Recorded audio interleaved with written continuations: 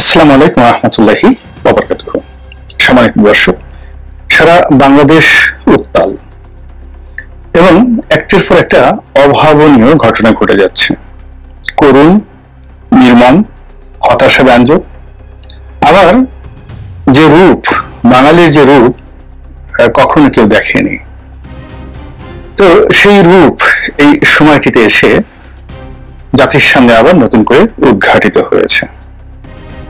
ঢাকা বিশ্ববিদ্যালয়ের ছাত্র ছাত্রী যারা আছেন তাদের গৌরব উজ্জ্বল ভূমিকা প্রতিষ্ঠিত হওয়ার পর থেকে সে ব্রিটিশ বিরোধী সংগ্রাম, পাকিস্তান বিরোধী সংগ্রাম, ভাষা আন্দোলন, মহান মুক্তিযুদ্ধ, পরবর্তীতে বঙ্গবন্ধুর জামানাতে বঙ্গবন্ধু রেজিমের বিরুদ্ধে যুদ্ধ, জাসদের উত্থান, স্বৈরাচার বিরোধী আন্দোলন এরশাদ জামানাতে, আরো অনেক কিছু।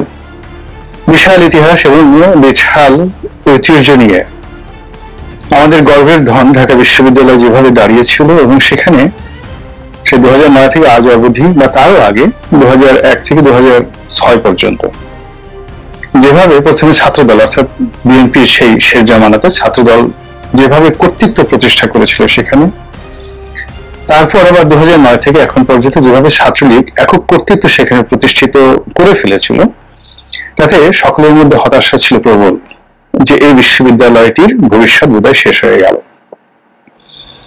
কিন্তু কোটা বিরোধী আন্দোলন এবং একই সঙ্গে ঢাকা বিশ্ববিদ্যালয়ের ছাত্রদের সঙ্গে সঙ্গে শিক্ষকদের আন্দোলন সব মিলিয়ে পুরো জুলাই মাসটিকে এই জাতির সামনে একটি নতুন রূপে উপস্থাপন করেছে ঢাকা বিশ্ববিদ্যালয় চত্বর। এই বিশ্ববিদ্যালয় দেশের সকল বিশ্ববিদ্যালয়ের অভিভাবক। এখানকার যারা ছাত্র এবং ছাত্রী তাদের সবাইকে অন্য বিশ্ববিদ্যালয়ের ছাত্রছাত্রীরা তাদের সতীর্থ, ঊর্ধ্বতন সতীর্থ, বড় ভাই হিসাবে, স্নেহের ভাই হিসাবে মেনে নেয়। ফলে এই বিশ্ববিদ্যালয়কে কেন্দ্র করে অতীতে যেভাবে সারা বাংলা ছাত্র সমাজ জেগে উঠেছিল, এবারও এই কোটা বিরোধী আন্দোলনে সারা বাংলাদেশে নজিরবিহীন ছাত্র বিক্ষোভ চলছে। সরকার বাংলাদেশের ইতিহাসে সবচেয়ে বলতে গেলে দীর্ঘদিন শাসন ক্ষমতা পরিচালনা করার অভিজ্ঞতা সম্পন্ন। নেতিবাচক অনেক কর্ম তারা করেছে এবং অনেক কিছু তারা হজম করেছে। তিনটি প্রশ্নবিদ্ধ নির্বাচন, ইলেকশন ইঞ্জিনিয়ারিং এর যাকে বলা হয় সর্বনিকৃষ্ট পন্থা তারা অবলম্বন করে তিনটির নির্বাচনের রেজাল্ট শিট এই জাতির উপর চাপিয়ে দিয়ে দিব্যি আরামে পায়ের উপর পা তুলে তারা দুলাচ্ছিল।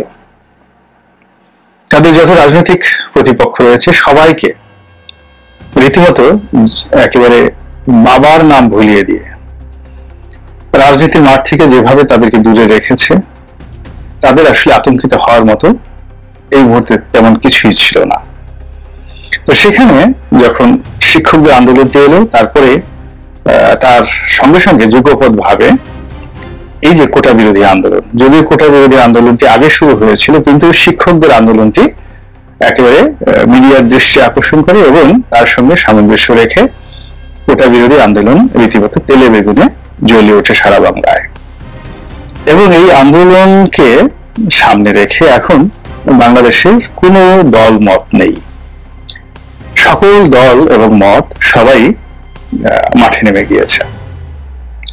বিএনপি সরাসরি সমর্থন দিয়েছিল। তারপর নীতিগতভাবে এই আন্দোলনে অংশগ্রহণ করার জন্য বিএনপির যত অঙ্গ সংগঠনগুলো রয়েছে তাদেরকে মাঠে থাকার জন্য নির্দেশনা জারি করা হয়েছে এবং তারই প্রেক্ষিতে ইতিমধ্যে বিএনপির অফিস রেইড হয়েছে। আজকে আমি ভিডিও করছি পবিত্র আশুরার দিনে, তার আগের দিন রাতে। এরপর আজকে যে গাইবানা জানাজা ছিল সেখানে বাইতুল মোকাররমে বিএনপি নেতাদের উপর ধরপাকড়, জুলুম, নির্যাতন, টিয়ার শেল নিক্ষেপ করা হয়েছে এবং এখনো পর্যন্ত নিশ্চিত হয়নি যে কতজনকে গ্রেপ্তার করা হয়েছে। তো বিএনপি জেনে শুনে এবং বুঝে এই ঝুঁকিটা কিন্তু এই মুহূর্তে নিয়েছে। ঢাকা বিশ্ববিদ্যালয় পুলিশের সয়লাভ এবং ছাত্রলীগের যারা ছেলেরা রয়েছেন, মেয়েরা রয়েছেন, তারা অনেকেই হল ত্যাগ করেছেন, অনেকে বের করে দেওয়া হয়েছে, অনেকে ভয়ে চলে গেছেন, অনেকে স্বেচ্ছায় বুদ্ধিমত্তা দেখিয়ে চলে গেছেন। এবং ঢাকা বিশ্ববিদ্যালয়ের ইতিহাসে অভাবনীয় ঘটনা ঘটেছে। গত সেই 2009-এর পর থেকেই প্রথম ছাত্রলীগের নেতাকর্মীদের মনে এমন ভয় ঢুকিয়ে দেওয়া হয়েছে যে তারা হলে এবং ক্যাম্পাসে এই মুহূর্তে নিরাপদ বোধ করছে না। পুরো ক্যাম্পাস পুলিশে একেবারে পুলিশ আর অন্য, চারিদিকে শুধু পুলিশ আর পুলিশ, তার সঙ্গে আবার যুদ্ধাবস্থায় আমাদের বর্ডার গার্ড, সেই যারা খুবই বীরত্ব দেখান বিজেপি, আমাদের মায়ানমার সীমান্তে তাদের বীরত্বের জন্য তারা সর্বমহলে আলোচিত।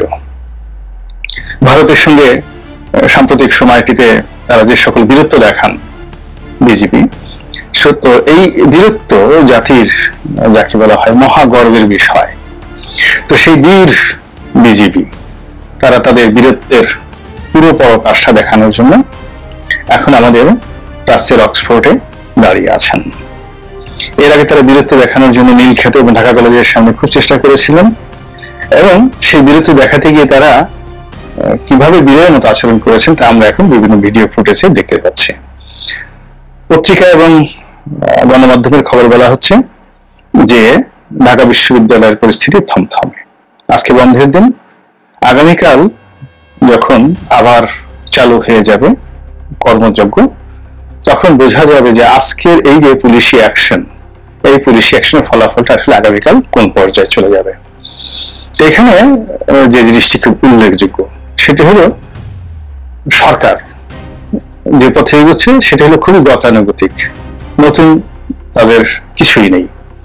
তাদের অনুগত প্রশাসন, তাদের অনুগত ছাত্র সংগঠন, তাদের অনুগত পুলিশ বাহিনী এবং এই যে বিজেপি, তাদেরকে ব্যবহার করে অতীতে তারা যেভাবে সফলতা পেয়েছে ঠিক একই প্রক্রিয়াতে তারা এইবার চেষ্টা চালাচ্ছে, যা কিনা ইতিমধ্যে অলমোস্ট 90% মাঠে মারা গিয়েছে।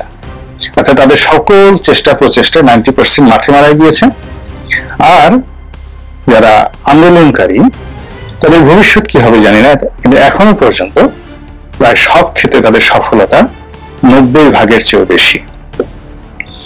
এবং এই সফলতা ক্রমশ বিস্তার লাভ করছে সাধারণ মানুষের মধ্যে, পেশাজীবীদের মধ্যে, শ্রেণী পেশার মধ্যে, এবং প্রতিপক্ষের মনে ভয় ধরিয়ে দিচ্ছে। বাংলাদেশের রাজনীতিতে খুবই গুরুত্বপূর্ণ দুটো সংগঠন, একটা হলো হেফাজতে ইসলামী বাংলাদেশ এবং যাকে বলা হয় চরমোনাই। তো সবাই মাঠে নেমেছে। এই দুটো সংগঠন এখনো পর্যন্ত প্রকাশ্যে নামেনি, তবে যে জনজোয়ার সৃষ্টি হয়েছে এদের অনেক নেতাকর্মী এবং এদের অনেক যাকে বলা হয় শুভানুধ্যায়ী, তারা কিন্তু এই আন্দোলনকে সংহতি প্রকাশ করে অনেকে মাঠে নেমেছেন এবং অনেকে দোয়া করছেন যার যার মতো অবস্থান থেকে। তো এই দুটো সংগঠন যদি ঘোষণা দিয়ে মাঠে নেমে যায়, তাহলে এই যে বর্তমান চলমান যে আন্দোলন, কোটা বিরোধী আন্দোলন, এটি রীতিমতো গণ অভ্যুত্থান বললে ভুল হবে, গণবিস্ফোরণে রূপান্তরিত হবে। গণ অভ্যুত্থানের একটা রূপ আছে, আর গণবিস্ফোরণের যে রূপ এটি আরো ভয়াবহ। তো সেই জিনিসটি যেন না ঘটতে পারে, এই জন্য সরকারের যে বিভিন্ন সংস্থা রয়েছে তাদের তৎপরতার কোনো অভাব নেই। এই দুটো সংগঠনকে নিবৃত রাখার জন্য, দূরে রাখার জন্য সর্বোচ্চ চেষ্টা করা হচ্ছে। এবং এই দুটো প্রতিষ্ঠানের সঙ্গে, অর্থাৎ চরমোনাই এবং হেফাজত ইসলামী বাংলাদেশের সঙ্গে যাকে বলা হয় আওয়ামী লীগের যে সম্পর্ক এবং আওয়ামী সরকারের যে সম্পর্ক, এটি অম্ল মধুর। কখনো তাদের মধ্যে বন্ধুত্বের গুজব শোনা যায়, কখনো তাদের মধ্যে শত্রুতার ঘটনাও দেখা যায়। এবং আওয়ামী লীগ দ্বারা হেফাজত ইসলামী নেতা কর্মীরা যেভাবে কষ্ট পেয়েছেন, যেভাবে ক্ষতিগ্রস্ত হয়েছেন এবং যেভাবে অপমানিত হয়েছেন, এদের সেই বেদনা কিয়ামত পর্যন্ত যাবে না। কিন্তু তারপরেও হেফাজতের এক শ্রেণীর নেতা আছেন যারা সরকারের সঙ্গে খুবই সম্পর্ক রক্ষা করে চলেন, এবং তাদেরকে সরকারের দালাল হিসেবে হেফাজতের অনেক নেতা তাদেরকে গালাগাল করেন, এবং যারা গালাগাল করেন তাদের একটা বিরাট অংশ সুদীর্ঘকাল ধরে জেলে পচেছেন এবং সাম্প্রতিক সময় অনেকেই জেল থেকে কয়েকদিন আগে মাত্র ছাড়া পেয়েছেন।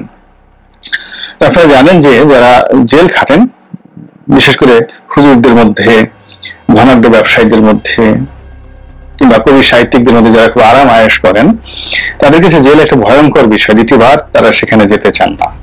তো কাজেই এই যে যারা কয়েকদিন আগে আওয়ামী লীগের নৈতিক বিএনপির যে সকল নেতা, হেফাজতের যে সকল নেতা কয়েকদিন আগে জেল থেকে বের হয়েছেন, তাদের সামনে যখন আবার জেলের ভয় দেখানো হয় সঙ্গতের কারণে তাদের মধ্যে এক ধরনের একটা সাইকোলজিক্যাল সমস্যা দেখা দেয়।